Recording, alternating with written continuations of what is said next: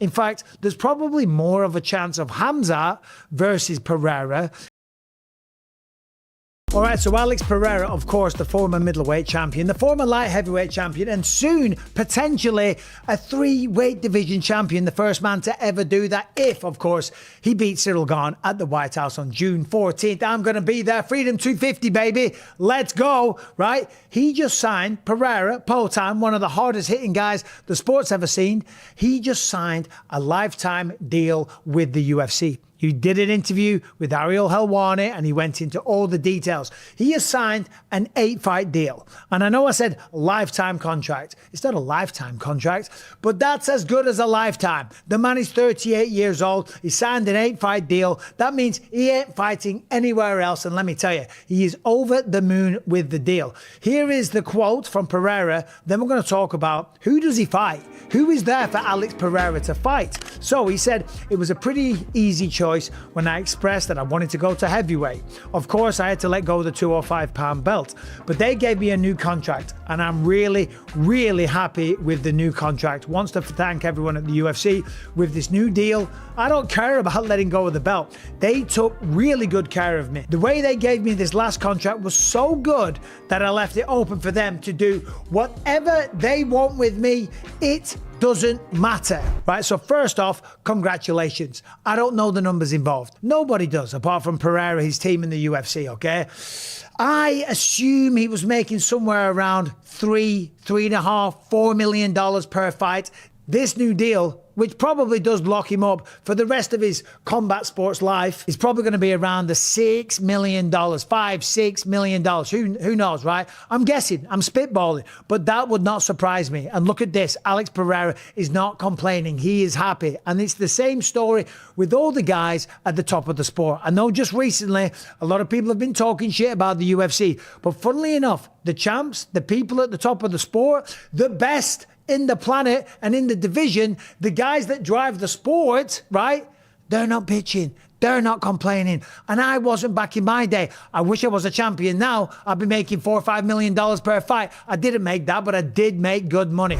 All right, so 38 years old with a new 8-fight deal. Of course, the first fight on that deal will be against Ciryl Gane for the heavyweight title, the interim heavyweight title. Now, the old cliche in combat sports is I don't want to look past my opponent because, you know, I'm focused on Ciryl Gane, and he should be, because that's a tough fight. But it's a very winnable fight. It's a very compelling, fun matchup. A lot of people came out talking shit to me because I said it might be a better matchup than Jon Jones. The reason I said that, and it's pretty goddamn obvious, is because it will be a striking affair, right? People didn't love the BMF because Charles Oliveira dominated the fight on the ground. And more than likely, I'm not being disrespectful to Pereira, you got to think that's what Jon Jones would do. He would take him down. And if Pereira could defend the submissions, it'll look like the BMF, right? And everyone booed. Everyone talked shit. Even Dana White didn't like that fight, right? I guarantee that is going to be a ridiculous fight.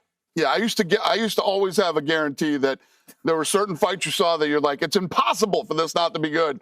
And then the BMF title happened, last week. But so based upon that knowledge, this makes for a better fan-pleasing matchup. But yeah, I'm a dickhead if I say that, right? Jesus Christ, you just can't win. So anyway, Ciryl Gane, who knows, right? Who knows if he wins that fight? We don't know. But he's still convinced that he's going to fight Jon Jones one day, because regardless of whether or not he beats Ciryl Gane, which is a tough fight, and if he does beat him, he becomes a 3-weight division champion. Does that automatically make him the most successful UFC fighter of all time?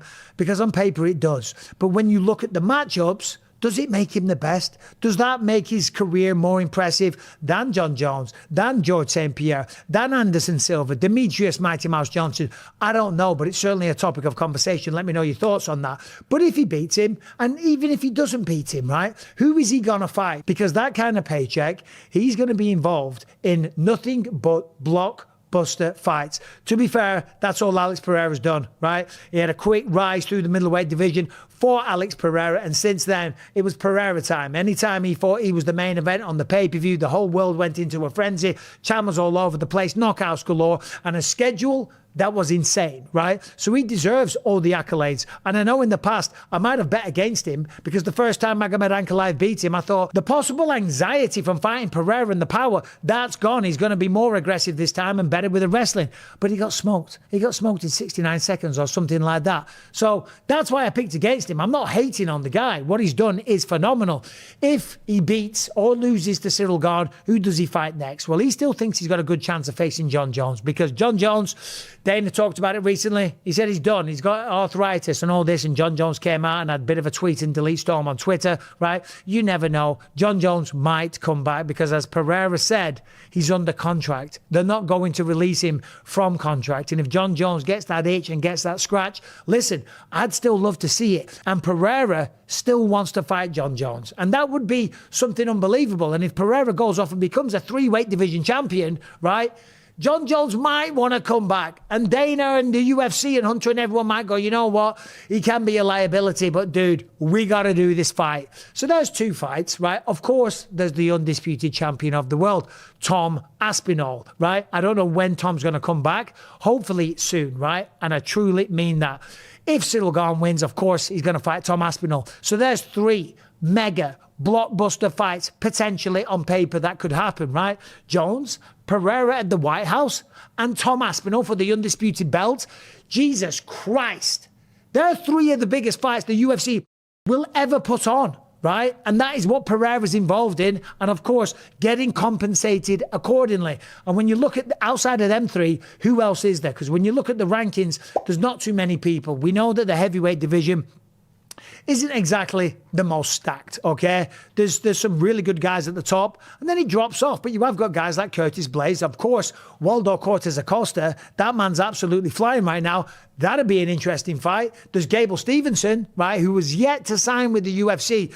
But this guy looks like the new heavyweight threat, okay? The knockout power is there. The wrestling is ridiculous. One of the best wrestlers of his generation. And he's smoking everybody. And he showed in his last amateur fight where he took a spinning wheel kick, I think he was, that he can take a few shots, but then still come back and get the victories. So I'm excited for him to sign with the UFC because that's only a matter of time. Outside of that, right, in the heavyweight division right now, I don't think there's anyone else that would make the cut. But there is still some potential super fights. Khamzat Chimaev has been calling out Pereira for a long time. Chimaev is fighting Strickland in Newark, New Jersey for the undisputed middleweight title of the world. That's going to be a mental one, right? Because they are talking a ton of shit. And let me tell you, Strickland won't back down. Just because he's there with a bunch of Chechens, just because apparently the Chechens are looking for him, Strickland doesn't care. He's not going to be intimidated, right? He's going to have a gun on him. He's not going to give a shit. If Khamzat gets through him and defends against Imavov or whatever, tell me. And if Pereira, whether he's the champion or not, in fact, there's probably more of a chance of Khamzat versus Pereira if Pereira isn't the champion, because they can just do a grudge match. They can just do a fun fight. We can see Khamzat Chimaev at heavyweight, probably a little bit heavy and a little bit slower, but of course stronger and more powerful going up against Alex Pereira. So already there's 4 ridiculous fights, and for them to happen, we're probably now 18 months in. Pereira's pushing 40. So it is a lifetime deal.